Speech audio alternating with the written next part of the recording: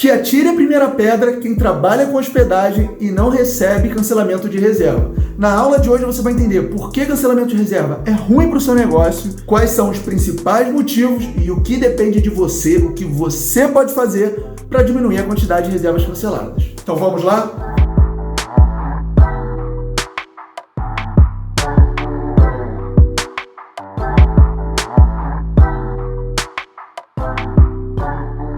Então, qual que é a frase? Eu estou chamando de frase, mas, na verdade, o que eu tenho feito nessas últimas aulas? Eu tenho pensado numa forma de deixar mais didático o conceito que eu passo, né? E aí, qual que é a frase que eu vou abrir a aula de hoje?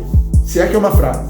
Menos cancelamento é igual a mais faturamento. Eu quero deixar essa frase forte, bem registrada na sua cabeça, porque eu vou te mostrar hoje o seguinte. Por que cancelamento de reserva é ruim para o seu negócio? E eu vou além. Olha o que eu botei ali, ó. Botei alguns números e uns tópicos. O que é isso, Henrique? 2, 5, 1, 1, 4, é um código? O que é isso? Não, isso daqui na verdade é o seguinte, eu estou sendo sucinto. Por quê? O que vai acontecer? Para eu te falar de cancelamento de reserva, para eu te explicar por que é ruim para o seu negócio, o que você pode fazer, quais são os motivos, qual é o indicador mais importante, a configuração que você tem que colocar no seu anúncio, tudo isso está amarrado. Então o que eu fiz? Eu vou explicar por quê, eu vou botar os principais motivos, qual é a configuração mais relevante, pensando em evitar cancelamento, em diminuir, qual é o indicador e 4 ações. Então eu estou colocando ali para ficar bem visual mesmo, tá? E aí a gente vai passar tudo aqui no cavalete. E olha, antes que eu esqueça, eu já gravei alguns vídeos, eu nunca falei, eu acho, nos vídeos que eu estou colocando aqui no YouTube. Pessoal, se inscreve no canal, curte o vídeo. Por que eu peço isso? Porque se você faz isso, a plataforma entende que o conteúdo é relevante e entrega para mais pessoas. Então você me ajuda fazendo isso que eu te pedi, compartilhando com outras pessoas, se inscrevendo no canal, curtindo o vídeo, e eu te ajudo gravando esse material aqui gratuito. E olha, modéstia à parte, está recheado de conteúdo hoje e você vai ver.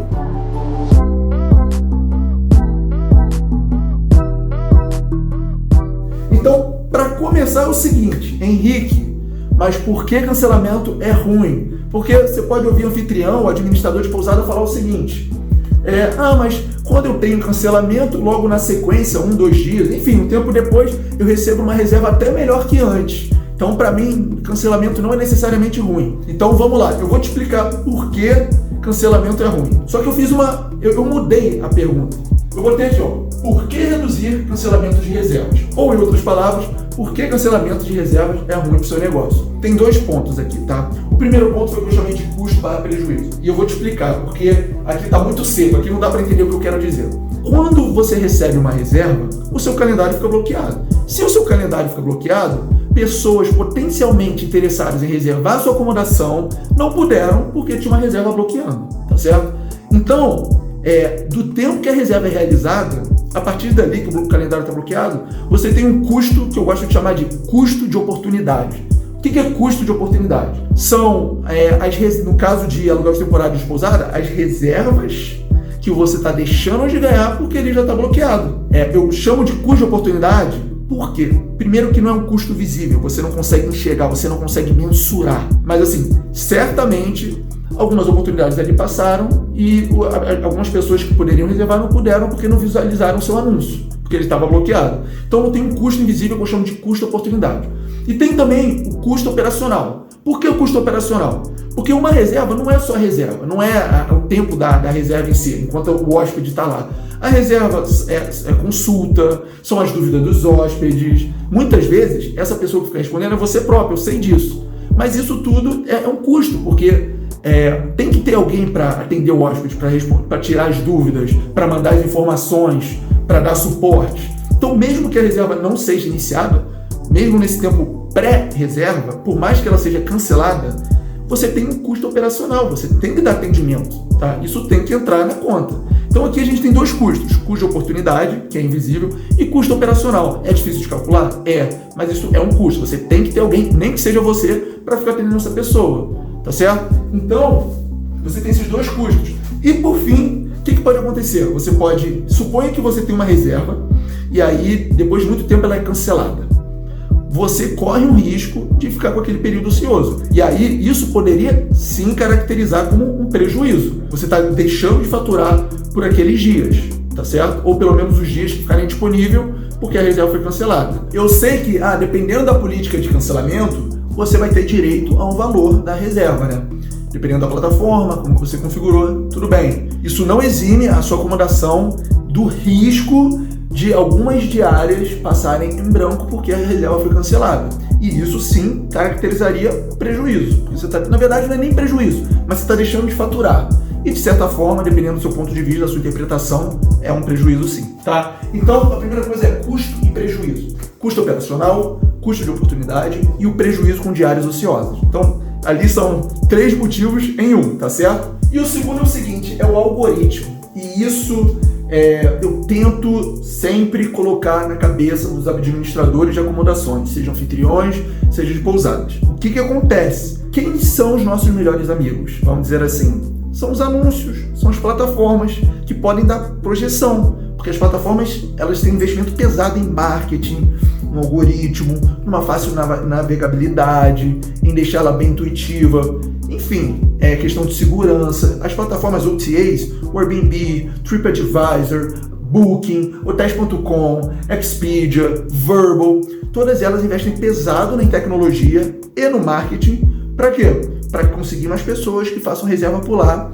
E quem pode se beneficiar disso? Nós, né, com nossas acomodações. Porque se a gente entender como o algoritmo funciona, a gente consegue trabalhar o anúncio para dar mais projeção. O algoritmo ele é pensado de forma a privilegiar os anúncios que dão retorno para a plataforma.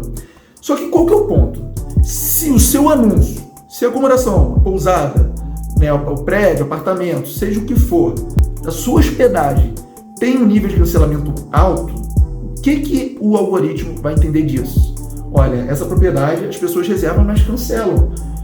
O algoritmo vai começar a interpretar que pelo índice de cancelamento da sua propriedade, do seu anúncio, ele não está sendo legal, não está sendo proveitoso. E aí, inevitavelmente, vai começar a diminuir seu ranqueamento. E aí você vai começar a aparecer menos, provavelmente vai ter menos reservas, menos retorno financeiro. Então, esse ponto, que também pode ser invisível aos olhos de muitos anfitriões, de muitos administradores, é muito importante. Eu vou contar uma história para você. Numa mentoria que eu estava fazendo com uma pessoa que trabalha lá em Aracaju, tem alguns apartamentos, estava conversando com ele e ele anuncia numa plataforma e ele me contou um segredo. Ele me falou o seguinte, essa pessoa, que não vou falar o nome dele, que não vem ao caso. Falou, Henrique, eu vou te contar uma coisa, tá? Só tá eu e você aqui. E ele contou o seguinte, quando a reserva chegava pela plataforma, beleza, ele recebia o hóspede, tá? Ele cobrava o hóspede direto, porque a plataforma era só intermediária, no caso. E aí ele falava que depois que a reserva acabava, o hóspede voltava para sua cidade. O que ele fazia? Ele ia lá e cancelava a reserva para não pagar aquela taxa de comissão. E assim, eu, longe de mim querer julgar que tá certo e errado, não tem isso, tá? Mas o que eu falei para ele?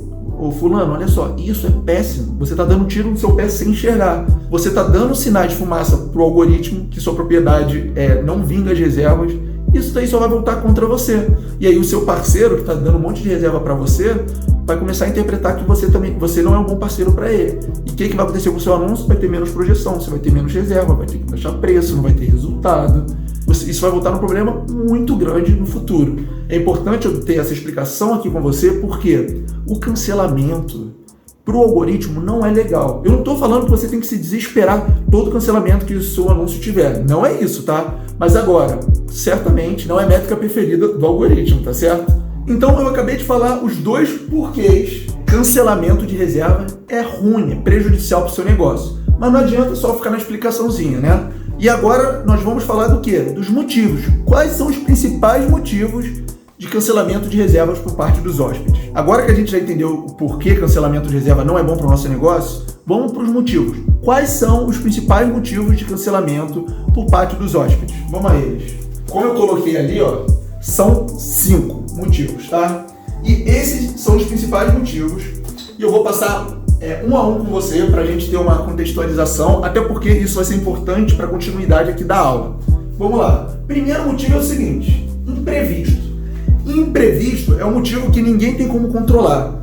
Quais são os maiores imprevistos? Normalmente é associado a doença, fiquei gripado, fui para o hospital, estou impossibilitado, sei lá, dor de cabeça. Dor de cabeça não costuma ser um motivo muito forte a ponto de o cara não poder viajar. Normalmente, o imprevisto está associado a alguma doença, alguma impossibilidade ali, que pintou em cima da hora. Também tem outro exemplo seguinte, imprevisto, o voo foi cancelado, aconteceu algum acidente, eu não consigo sair da minha cidade. Então, qual a definição de imprevisto? Imprevisto é aquela coisa que não dava para prever, que não partiu do hóspede especificamente, não dava para prever e inviabilizou, tá? Então, o primeiro ponto é imprevisto. Também tem alguns casos que é imprevisto de família, né? Aconteceu a seguinte coisa com um parente meu. E aí, enfim, a pessoa não vai poder mais viajar ou se hospedar. Só que o segundo motivo é mudanças de plano.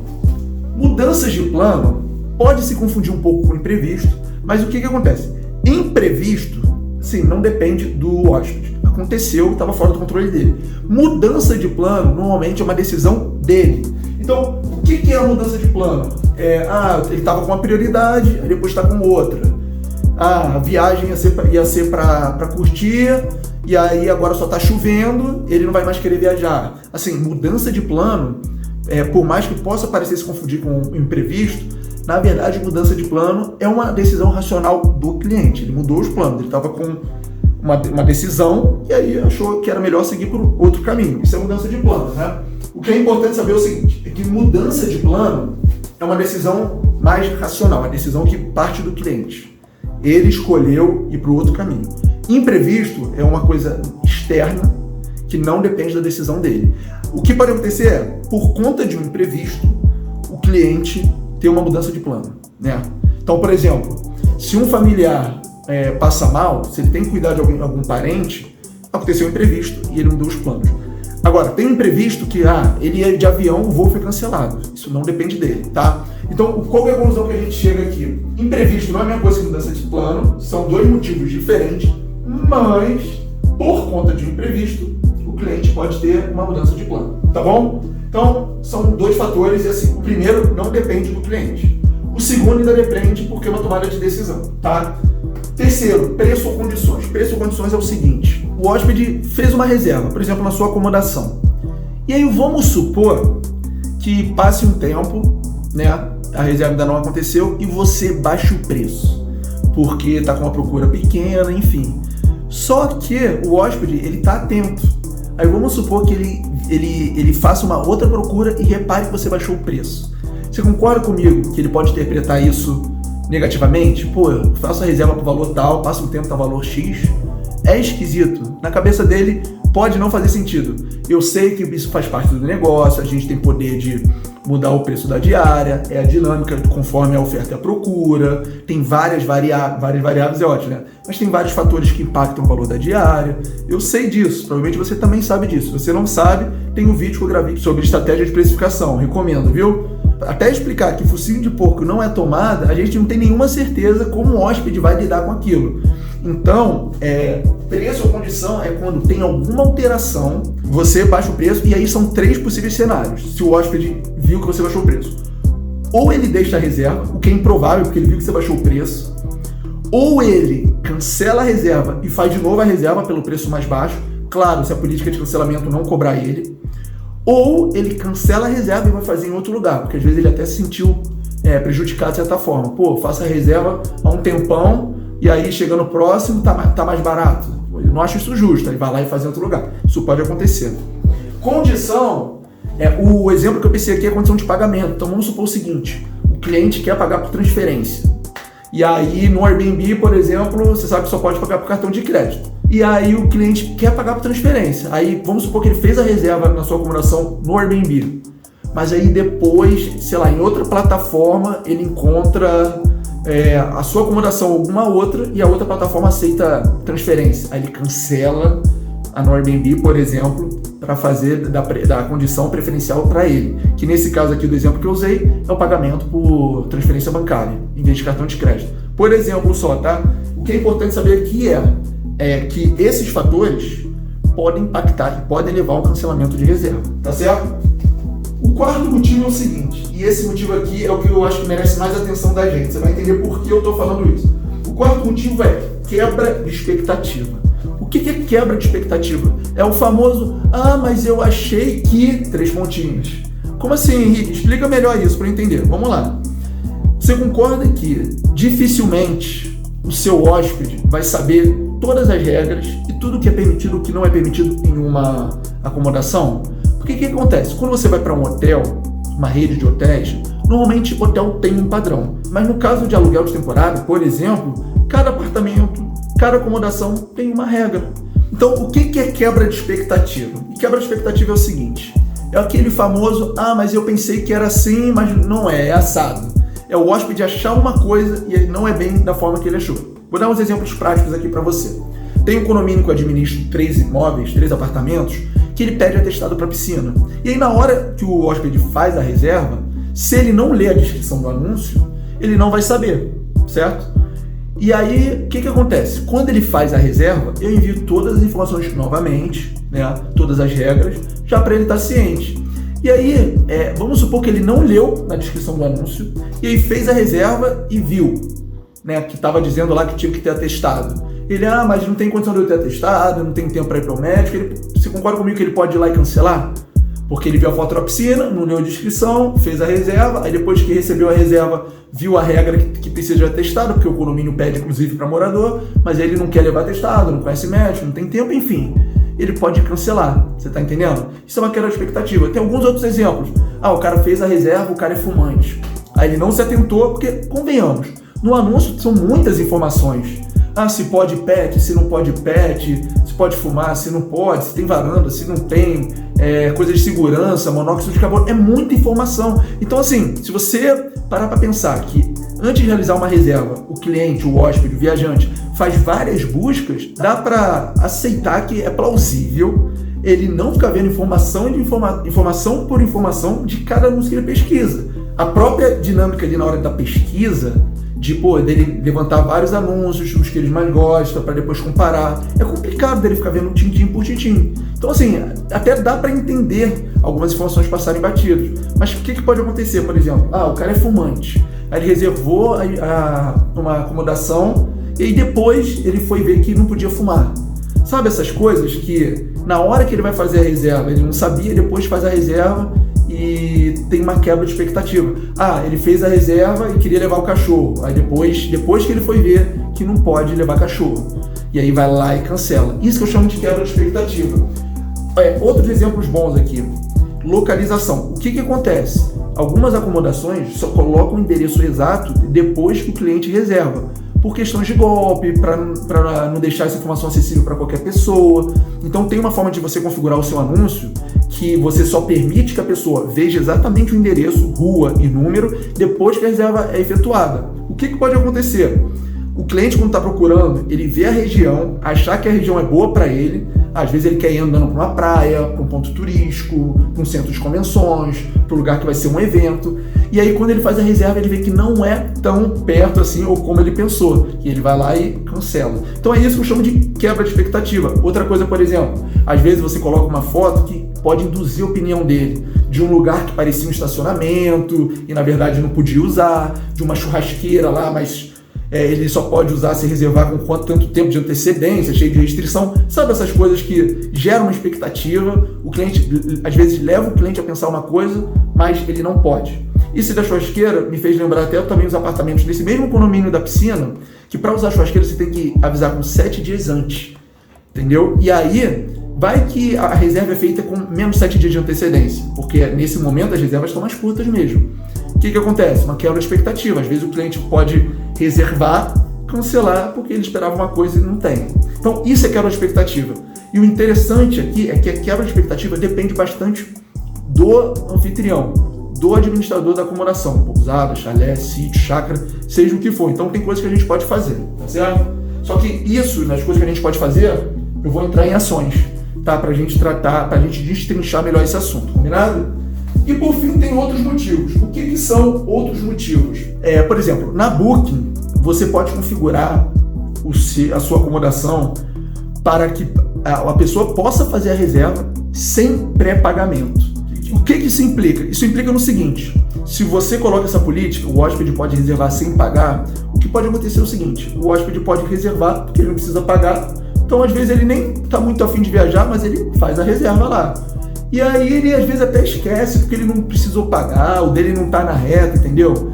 ele sabe que não vai perder dinheiro, e aí a reserva fica e depois ele pode, não, vou cancelar, não quero mais viajar.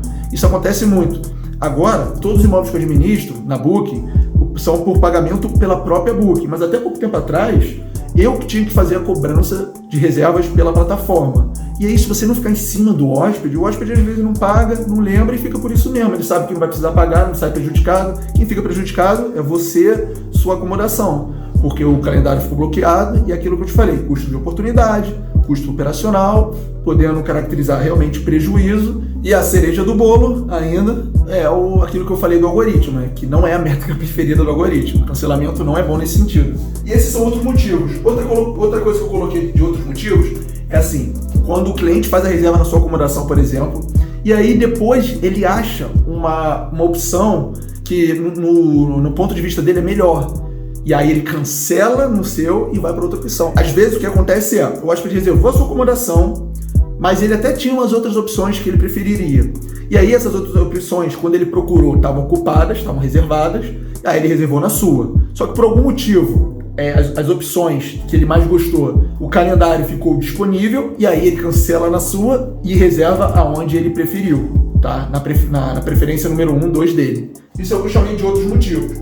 Porque os motivos menores, a gente não precisa ficar falando um a um. Aqui eu procurei, estudei e também analisei os motivos de cancelamento de algumas reservas que eu já tive para conseguir passar para você essa bola redonda. Como assim a bola redonda?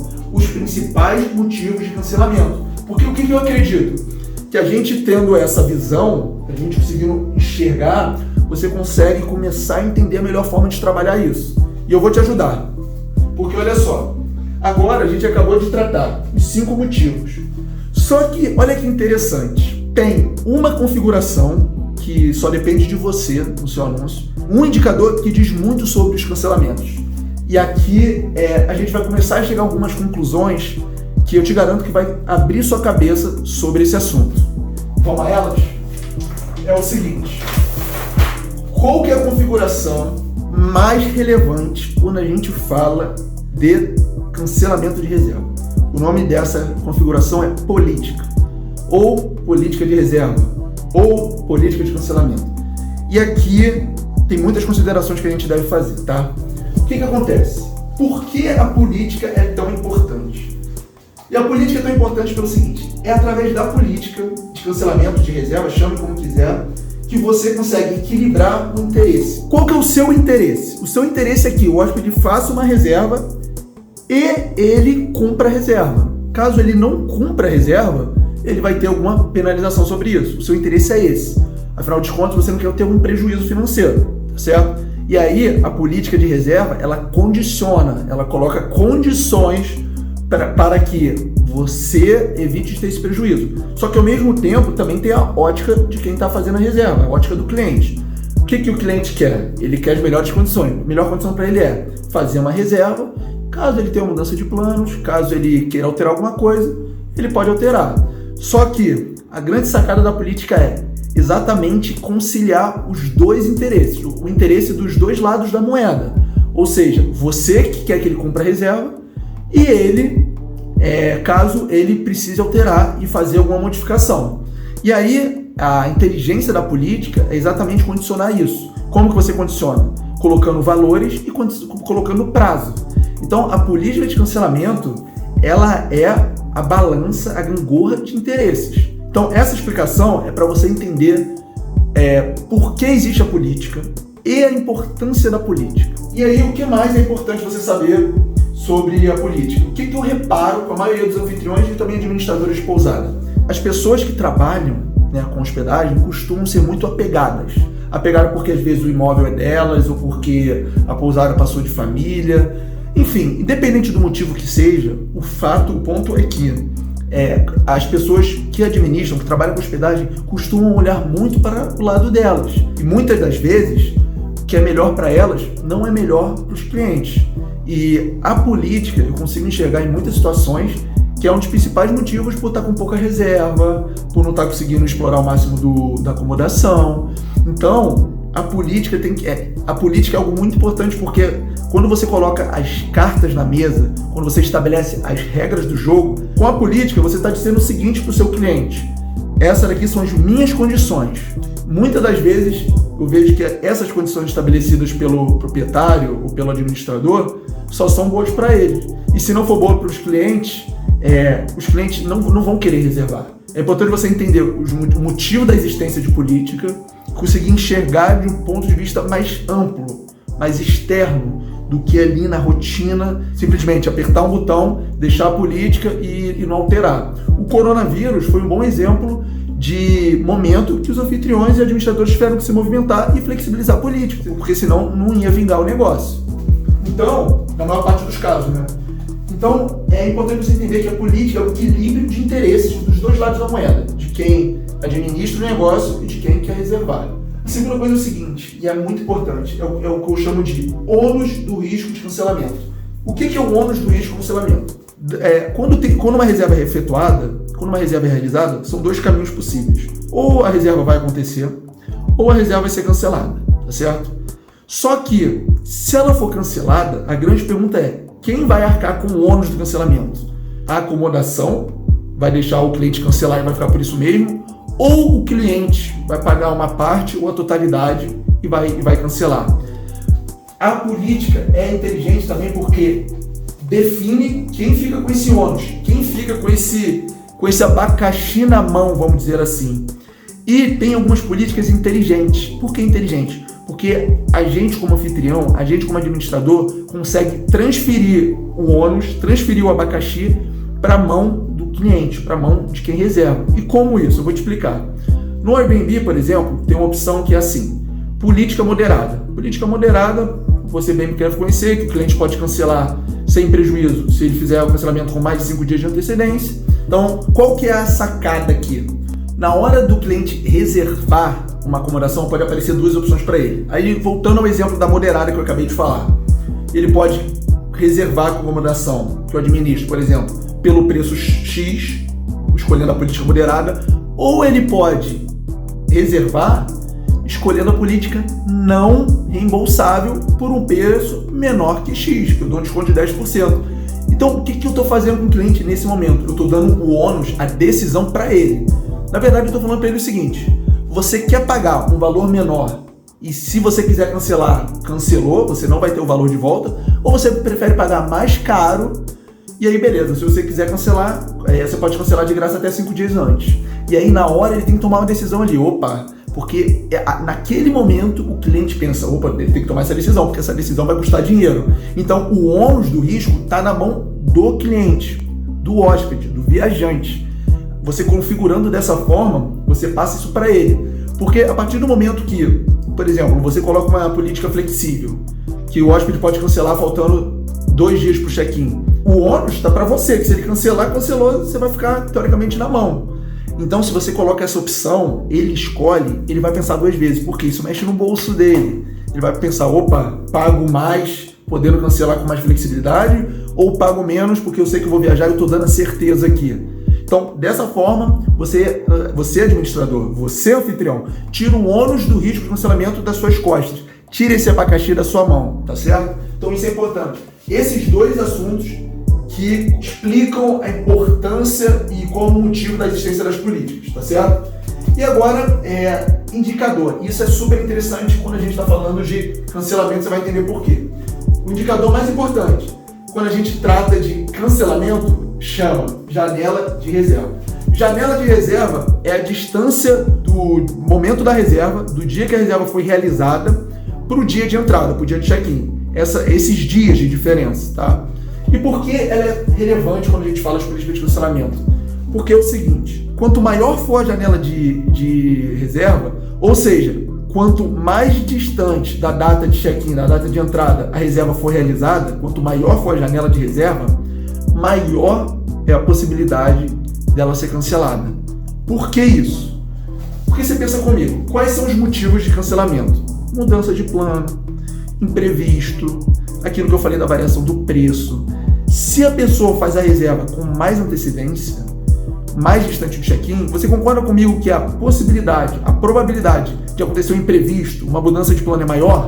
Dele conseguir achar uma outra acomodação mais em conta? Enfim, você concorda comigo que os motivos que levam ao cancelamento são mais prováveis de acontecer porque você tem mais tempo? Pensa comigo o seguinte, imagina você recebe uma reserva para depois de amanhã, para amanhã. Concorda comigo que é pouco tempo para acontecer o imprevisto? Que se ele realizou a reserva para amanhã, é improvável que ele tenha mudanças de plano, ou pelo menos é menos provável que ele tenha uma mudança de plano comparado se ele realiza uma reserva daqui a um mês. Porque um mês muita coisa pode acontecer. Então a conclusão que a gente chega é o seguinte, quanto mais distante da data do check-in é a reserva, maior a probabilidade dela ser cancelada. E a recíproca é válida. Qual que é a recíproca? Quanto mais próximo da data de check-in a reserva é efetuada, é realizada, menor a probabilidade. Então, aonde que vai dar o nosso foco? Na hora que eu for falar de ações que dependem da gente para diminuir o cancelamento. Então, nas reservas mais distantes, nas reservas que acontecem com 5 dias de antecedência, 2 semanas de antecedência, 1 mês de antecedência. As reservas mais curtas, né, que são para amanhã, as reservas que entram daqui a 2 dias, até 5 dias, tem menor probabilidade de serem canceladas. Então, isso é importante por quê? Porque define onde vai estar nosso foco. Você vai abrir o seu calendário, você vai ver as reservas que estão no horizonte mais distante, e em cima delas a gente tem ação que depende de mim, depende de você, para evitar que essas reservas sejam canceladas, tá certo? E tem uma outra coisa aqui que eu acabei esquecendo de colocar no cavalete, que é um bônus, que é uma conclusão também sensacional. Qual que é o lance?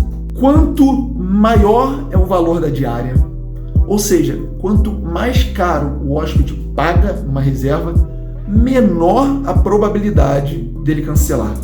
E a recíproca é verdadeira. Quanto mais barato o cliente paga para reservar um lugar, maior a probabilidade dele reservar. Isso é estatístico. E tem uma lógica, tem um racional forte por trás. O que acontece? Por exemplo, eu estou administrando uma casa em Angra dos Reis. O ticket, né, o preço, o valor médio da casa varia entre R$ 2.500 indo até R$ 5.000, dependendo se for uma alta temporada, por exemplo, da diária. Você concorda comigo que para uma pessoa, para um grupo, realizar uma reserva com uma diária de valor de R$ 4.000, esse grupo ou essa pessoa conversou com outras pessoas, aí levantou a discussão, viu se valia a pena ou não, fez 1000 perguntas para mim antes de reservar. É uma tomada de decisão muito embasada. Para você reservar uma coisa com alto valor, você não faz isso, vou fazer. É igual na hora de comprar um carro. Quando você vai comprar um carro, você chega na concessionária, não, vou levar. Você não faz isso. Você vai em uma, vai em outra, você liga para o amigo, você pergunta, você olha na internet. Ou seja, quanto maior for o valor de alguma coisa que você está comprando, mais embasada é a sua decisão. Você já pensou 2, 3, 4 vezes, você tem mais certeza daquilo que você está comprando. Se você tem mais certeza, menor é a probabilidade da taxa de cancelamento. Agora você pensa o contrário, pensa que a diária é R$100. E aí a pessoa vai ficar 3 dias e tem a taxa de limpeza, sei lá, R$150, então dá R$450. Você concorda comigo que é uma decisão que a pessoa não precisa ter tanta certeza? Não vai afetar tanto ela? Então nesse cenário, que a reserva foi 450, você não precisa de consultar amigo, de pensar 3 vezes. Você realiza a reserva e se precisar cancela.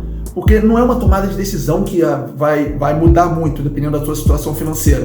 Mas em via de regra, quando você recebe uma reserva com um valor menor, a tendência é que ela seja cancelada com mais facilidade do que uma reserva de valor maior. Porque a reserva de valor maior foi levada muita coisa em consideração, consultou amigo, verificou se o cartão de crédito tinha limite, fez um monte de pergunta, tá? Então isso é importante você saber, porque isso é uma tendência, tá? Estatística. Se o valor da estadia é alto, a probabilidade é mais baixa que ela seja cancelada. Interessante isso, né? Isso entraria numa seção que eu chamaria de tendência. Mas como eu não botei aqui, eu acho legal compartilhar isso com você, porque isso eu já validei, eu já conversei com outros anfitriões, com outros administradores, e eles concordaram, porque realmente faz sentido isso, tá certo? Agora é o seguinte, a gente já falou aqui de quê? Por que cancelamento é ruim, é maléfico para o seu negócio, os principais motivos de cancelamento, qual é a configuração mais importante, que a gente falou aqui da política, qual que é o indicador, que é a janela de reservas, e a gente poderia também botar o valor da reserva em si, né? Porque nesse caso não seria um indicador, mas é uma característica que já dá algum sinal ali da probabilidade de ser maior ou menor de cancelamento. Mas enfim, o que interessa mesmo agora? Interessa as ações, que dependem de mim, depende exclusivamente de você, para a gente diminuir essa taxa de cancelamento, tá certo? Qual são essas ações? Vamos lá. Essas ações são o seguinte, são essas 4. E eu vou explicar ação por ação porque é importante, isso tá no sangue, né, na nossa rotina. Primeiro é que eu chamo de abordagem proativa. O que é abordagem proativa? Nesse caso, eu estou falando das reservas que são realizadas com uma janela mais longa, tá? Que é realizado com alguns dias, semanas ou meses do dia do check-in. E por quê? Porque a tendência é da gente, entre aspas, esquecer da reserva. Imagina uma reserva realizada daqui a 4 meses, daqui a 6 meses, para o ano que vem. Você pode nem lembrar dessa reserva, tá certo? E aí você pensa comigo, a reserva está muito longe, é um horizonte distante, você tem outras preocupações. Vamos supor que a política seja moderada ou flexível. E aí você esqueceu da reserva. A maioria dos anfitriões deixam rolar, vamos dizer assim. Só que o que eu recomendo? Deixar rolar não é bom para você, porque é aquilo que eu te falei, que o custo-oportunidade só pode reverter em um prejuízo chegando mais próximo da data. Muitas pessoas poderiam querer reservar ali e podem não estar reservando porque está bloqueado, né? Então, o que eu recomendo para você? Faz uma abordagem direcionada. O que é uma abordagem direcionada? E essa ação que eu vou passar aqui com você está diretamente relacionada com essa de baixo. Já vou fazer até o link, certo? O que é uma abordagem direcionada? Faltando, dependendo da distância da reserva, sei lá, faltando um mês, faltando algumas semanas, o que eu recomendo que você faça para essas reservas que estão no horizonte mais distante? Mesmo se ainda faltar um tempo para a reserva. Seja proativo, vai e confirma a reserva com o cliente. E mais que confirmar, o que você faz? Solicita uma contrapartida. Por quê? Porque uma coisa é você chegar para a pessoa e falar: fulano, a reserva tá confirmada? A pessoa tá. Outra coisa é você fazer o seguinte: fulano, estou entrando em contato para saber se a reserva está confirmada. Caso esteja confirmado, por favor, envie fotos do documento de todos os hóspedes. Olha a diferença. Porque se a reserva não tiver realmente confirmada, o cara vai pensar, o cara ou a pessoa, né? Enfim, vai pensar 2 vezes antes de mandar o documento. E aí você começa a ficar atento. Se ele está evitando de mandar o documento, é um sinal que de repente a reserva não esteja tão confirmada igual a gente gostaria, não é mesmo? Então, combine essa ação. Isso daqui é abordagem proativa. É o contrário de um administrador passivo. O administrador passivo recebi uma reserva, vou esperar chegar para ver o que vai dar. Negativo. Você vai falar com a reserva, aí você vai ver se realmente está confirmada. Em vez de só perguntar se está confirmada, solicita documento, pega uma contrapartida. E você ainda pode fazer mais. Quando você for confirmar a reserva, solicitando a contrapartida, aproveita e já manda as regras. A piscina precisa de atestado? Pode fumar na sua acomodação? Pode levar pet? Oferece roupa de cama? Já coloca as informações mais relevantes, né? Na verdade, não necessariamente o mais relevante, mas as informações que ele precisa saber para a reserva ali, para não acontecer aquilo que a gente falou da quebra da expectativa. Essa é a hora que você tem que informar essas coisas para ele, tá certo? E só para fechar a abordagem proativa, a gente tem um exemplo do coronavírus. O coronavírus serve de um bom exemplo aqui, porque antes do coronavírus, pelo menos os imóveis que eu trabalho, tinha algumas reservas no horizonte mais longo, de semanas e meses. E quando o coronavírus veio, em março de 2020, as reservas começaram a ser canceladas. Só que assim, não foram todas as reservas canceladas. Foram as reservas canceladas das pessoas que se tocaram e elas foram cancelar a reserva. Só que acabou que as reservas que não foram canceladas acabaram se tornando canceladas na sequência, porque as pessoas queriam cancelar, só que elas não foram ativamente na plataforma e pediram para cancelar. O que eu fiz? Eu fui até as pessoas e confirmei: olha, estou entrando em contato para saber se a reserva está ativa, se você pode me enviar os documentos. E aí a maioria cancelou, porque essa proatividade você não pode esperar do hóspede. Óbvio que se a política de cancelamento estiver bem amarrado, aí beleza, ele vai precisar pagar, mas mesmo assim não é o melhor para você. Tá? Por mais que você possa ganhar dinheiro na sua política de cancelamento, o melhor para você é que você tenha reserva que vai ser honrada. E então no coronavírus, o que eu fiz? Eu fui atrás de todos os hóspedes. E eu sei que tem muito anfitrião e administrador de pousada que deixou rolar a reserva. Vamos ver, se ele quiser cancelar, ele cancela. Só que isso é ruim para você, porque ele vai cancelar mais tarde, você perdeu um monte de oportunidade nesse tempo, tá certo? Então isso é uma abordagem proativa. É você olhar o seu calendário com alguma frequência, né, num horizonte maior, e você procurar formas de confirmar a reserva, solicitando documento, enviando informação, pedindo qualquer contrapartida, tá certo? Então isso é uma abordagem proativa. A solicitação de contrapartida, como eu já expliquei, está totalmente relacionada à abordagem proativa. O que é interessante e inteligente na solicitação de contrapartida? É o que eu falei no início aqui do vídeo. por mais que você envie todas as informações para o seu cliente pode virar para você, o hóspede pode falar, mas eu não li. Imagina, nesse exemplo aqui do condomínio que eu administro 3 imóveis, chega o hóspede e fala, pô, eu vim só para ficar na piscina, só para ficar não, né, mas um dos motivos da minha reserva foi a piscina e eu não trouxe atestado porque eu não li. Eu posso muito bem falar para ele, mas eu coloquei lá, você não leu, o problema é seu. Agora me responde, isso vai resolver meu problema? Isso vai resolver o problema dele? Se o problema é do hóspede, isso vai voltar a ser um problema para mim, porque ele vai me avaliar mal. E eu não quero que ele me avalie mal. No final das contas, não adianta ter razão. Eu coloquei informação, você não leu, o problema é seu. Não é assim que a banda toca, você sabe bem disso. E aí, qual que é a inteligência de solicitar a contrapartida? É porque eu sei se a pessoa leu ou não. Porque se ela me mandou na mesma mensagem que eu falo que precisa de atestado médico para usar piscina, se pode ou não pode cachorro, se ofereço roupa de cama e as informações que eu acho relevante naquele momento ali, eu peço para enviar os documentos. Se a pessoa não enviou os documentos, o que eu saquei? Ela não leu. Aí o que eu faço? Eu envio por outro meio de comunicação, que aí a gente faz o link para entrar na terceira ação.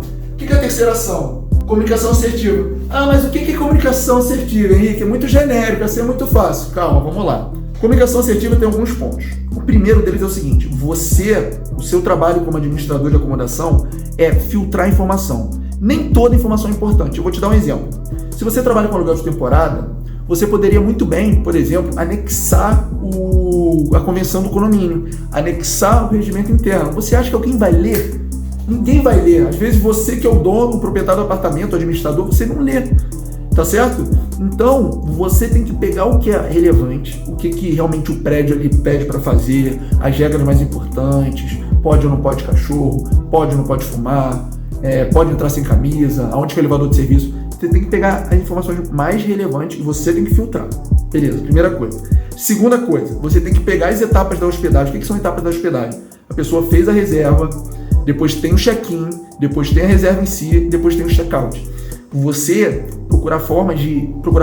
você tem que enviar as informações de acordo com cada momento, porque se você enviar tudo de uma vez, as chances são de que seu cliente não leia tudo.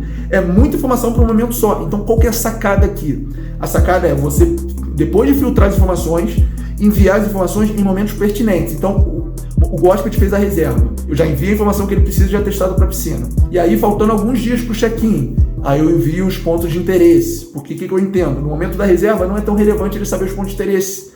Eu deixo para mais próximo da reserva. Então, o que eu faço? Eu filtro as informações, pego elas e separo, envio no momento que eu acho mais pertinente. E a gente tem de momento a reserva, na hora que a pessoa faz a reserva, alguns dias antes do check-in, o dia do check-in, durante a estadia, do check-out e pós-check-out, para solicitar avaliação, por exemplo.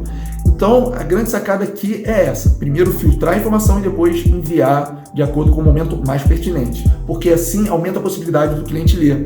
E a outra sacada aqui é, se você pediu contrapartida e ele não enviou, as chances são que o seu hóspede, o seu cliente, não acessa muito aquele meio de comunicação. Então, por exemplo, chegou uma reserva para você mandou um e-mail para ele solicitando os documentos, ele não respondeu, tu vai mandar outro e-mail? Você não vai mandar outro e-mail. Você vai entrar em contato com o WhatsApp, você vai entrar em contato no chat da plataforma, da Booking, do Airbnb, do TripAdvisor. Você varia o meio de comunicação, que a sua comunicação seja assertiva, para que dê certo, para que você consiga passar a mensagem para o seu cliente. Isso tudo você tem forma de amarrar, tá vendo a importância? Porque o lance da comunicação assertiva é um pouco do que eu já falei. O hóspede pode falar, mas eu achei que eu podia fumar, mas eu não li. E às vezes você enviou, mas e aí? Você quer provar quem tem razão ou você quer que ele tenha uma boa experiência na estadia dele? E aí você amarrando esses pontos, você consegue certificar se a informação chegou até ele, se ele leu, e aí se ele não leu, envia por outro meio de comunicação, usa o WhatsApp, enfim, você tem recursos, tem formas de você melhorar o seu trabalho. E por fim, eu coloquei aqui, alteração de preço com cautela. O que é isso? Isso está relacionado porque se o hóspede fez uma reserva com você daqui a 3 meses, e aí vamos supor que passe um mês, passe 2 meses, e chegou no mês que o hóspede fez a reserva. Só um exemplo aqui. E aí você não está conseguindo receber outras reservas, o que você pode fazer? Você pode baixar o preço. Mas, se você baixar o preço, corre o risco que eu te falei, do hóspede perceber, e tem 3 cenários. Ele pode manter a reserva, que eu acho improvável.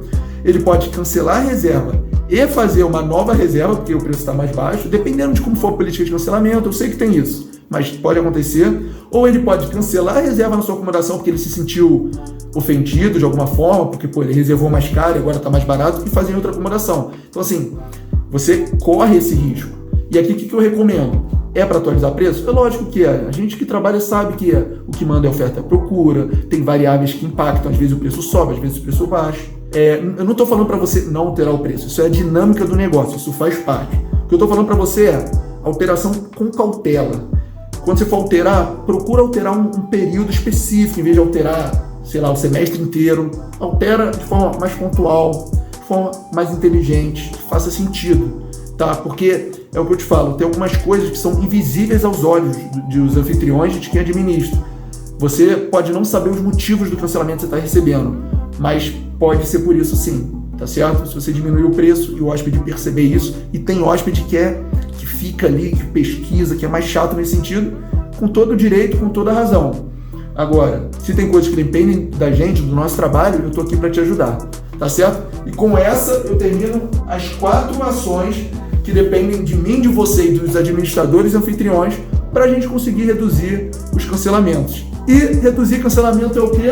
Mais faturamento. Esse é o meu objetivo e é por isso que eu gravo esse conteúdo e muitos outros, que eu quero que os seus resultados sejam acima da média, acima do mercado.